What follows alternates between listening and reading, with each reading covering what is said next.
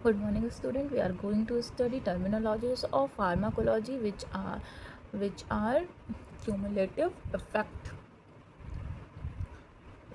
cumulative effect. Cumulative effect क्या होता है? Cumulative effect का मतलब ही होता है accumulation. ठीक, अगर हम repeatedly और continuously ड्रग को ले रहे हैं, repeatedly and continuously ड्रग को ले रहे हैं, बहुत ज़्यादा ड्रग इनटेक कर रहे हैं, तो उसकी वजह से क्या हो जाएगा, उसका एक्यूमुलेशन हो जाएगा और टॉक्सिक रिएक्शन जो होगा उसी को हम क्यूमुलेटिव इफेक्ट बोलते हैं. The toxic reaction of a drug after several dose have been given repeatedly और कंटिन्यूसली. ठीक है, तो क्यूमुलेटिव इफेक्ट का मतलब होता है रेपिटेडली एंड कंटिन्यूसली ड्रग के डोज को, बहुत ज़्यादा सेवरल डोज को लेना, जिसकी वजह से क्या होगा, उसका एक्यूमुलेशन हो जाएगा और टॉक्सिक रिएक्शन हो जाएगा. तो ड्रग का एक्यूमुलेशन होना और उसके बाद एक्यूमुलेशन के बाद टॉक्सिक रिएक्शन का शो करना ही क्यूमुलेटिव इफेक्ट कहलाता है, क्यूमुलेटिव इफेक्ट. ठीक है, फिर आता है आइडियोसिंक्रेटिक रिएक्शन. आइडियोसिंक्रेटिक रिएक्शन क्या होता है? ये एक ऐसा रिएक्शन होता है जो कि एज यूजुअल एंड अनप्रिडिक्टेबल होता है. मतलब कि कोई उम्मीद नहीं होती कि इस मेडिसिन की वजह से ऐसा कोई रिएक्शन हो सकता है, या सब में होता ही है. मतलब मान लो कि हमने 10 लोगों को, अगर 10 लोगों को हमने क्लोराम फेनिकॉल दिया, 10 लोगों को अगर किसी ने 10 लोगों को क्लोराम फेनिकॉल दिया, तो क्लोराम फेनिकॉल 10 लोगों में से किसी एक को ही एप्लास्टिक एनीमिया कॉज करेगा. ठीक है, टू अ रेयर इंडिविजुअल. इसीलिए ये इसी चीज़ को हम क्या बोलते हैं, idiosyncratic reaction. It is a reaction of a drug which is as usual and unpredictable to a particular person. ठीक, कि बहुत सारे लोग क्लोराम पेनिकॉल खा रहे हैं, लेकिन एप्लास्टिक एनीमिया किसी भी एक इंडिविजुअल में हो जाएगी, और किस में हो गई कोई नहीं बता सकता. और इसी रिएक्शन को क्या बोलते हैं, इडियोसिंक्रेटिक रिएक्शन. ठीक, उसके बाद क्या आता है, इसका एग्जाम्पल है क्लोराम फेनिकॉल का कॉज करती है plastic anaemia in a rare individual. ठीक है, और फिर आते हैं एगोनिस्ट. एगोनिस्ट क्या होते हैं? Agonist the drug bind with the receptor and stimulate the receptor. ठीक है, वो ड्रग जो रिसेप्टर से बाइंड होकर उसको स्टिमुलेट करती है.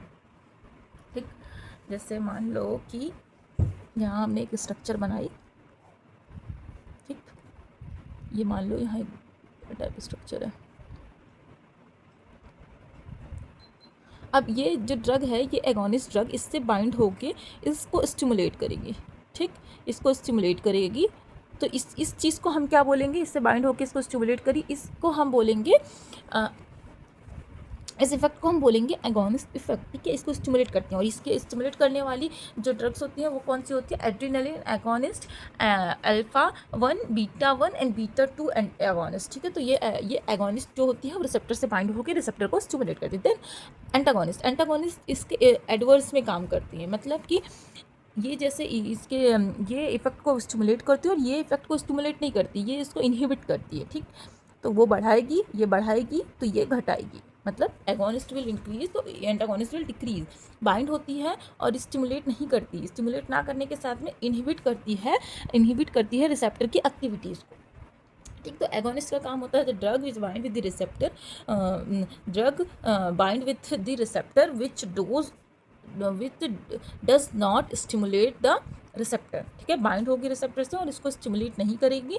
The drug bind with the receptor which does not stimulate the receptor और इनहिबिट द रिसेप्टर एक्टिविटी. उसको कौन सी ड्रग होती है? वो sympatholytic antiadrenergic antagonist and beta 1 and beta 2 antagonist, जिसको बोलते हैं प्रोपेनोलॉल जो होती है वो हमारी एंटागोनिस्ट होती है, और एगोनिस्ट जो है वो एड्रेनालिन एगोनिस्ट होती है, अल्फा 1 बीटा 2 एगोनिस्ट. ठीक है, फिर आते हैं पार्शियल एगोनिस्ट एंड एंटागोनिस्ट में. पार्शियल एगोनिस्ट एंटागोनिस्ट में क्या होता है कि जैसे ये क्या कर रही थी, ये बढ़ा रही थी स्टिमुलेशन को, ये घटा रही थी स्टिमुलेशन को. एगोनिस्ट बढ़ाती है, एंटागोनिस्ट घटाती है. वैसे ही ये क्या करती है, ये पार्शियली बढ़ाती है और पार्शियली घटाती है. ठीक है, मतलब ये पूरे को बढ़ा घटा रही थी, पर ये जो रहेगी हमारी पार्शियली एगोनिस्ट एंटागोनिस्ट, ये क्या करेगी, पार्शियली ऑन और ऑफ करेगी. ठीक है, पार्शियली ऑन और ऑफ करेगी किसको? रिसेप्टर.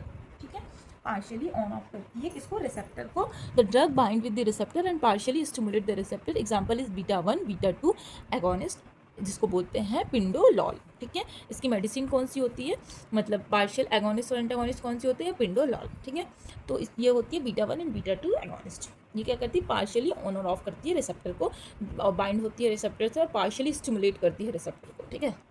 देन आते हैं जिस पे mixed agonist and antagonist. Mixed agonist antagonist क्या करती है, the drug bind with one molecules, ये एक मॉलिक्यूल से बाइंड होती है एट वन साइड, एक मॉलिक्यूल से एक साइड में बाइंड होती है, और another molecules it is agonist, जो एक मॉलिक्यूल से एक साइड में बाइंड होती है वो एगोनिस्ट होती है, एंड अनदर साइड और ये एंटागोनिस्ट होती है। मतलब एक मॉलिक्यूल से एक साइड में बाइंड होगी उसको एगोनिस्ट बोलेंगे, और अनदर साइड पे अनदर मॉलिक्यूल से बाइंड होगी उसको एंटागोनिस्ट बोलेंगे, ठीक है।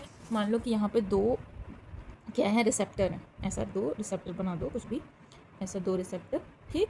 अब ये दो रिसेप्टर हैं और ये मान लो कि ये दो रिसेप्टर हैं, ठीक है। अब ये दो रिसेप्टर हैं, तो जो ये मिक्स्ड एगोनिस्ट और एंटागोनिस्ट है वो एक ड्रग जो है वो बाइंड होगी विथ वन मॉलिक्यूल्स, एक मॉलिक्यूल से एक ड्रग बाइंड हुई, मान लो इससे ये बाइंड हुई, जो एगोनिस्ट है जो बढ़ा रही है, और इससे बाइंड होगी, इससे बाइंड होगी, इससे बाइंड होगी, ठीक है। और ये एंटागोनिस्ट है जो क्या करेगी, घटाएगी।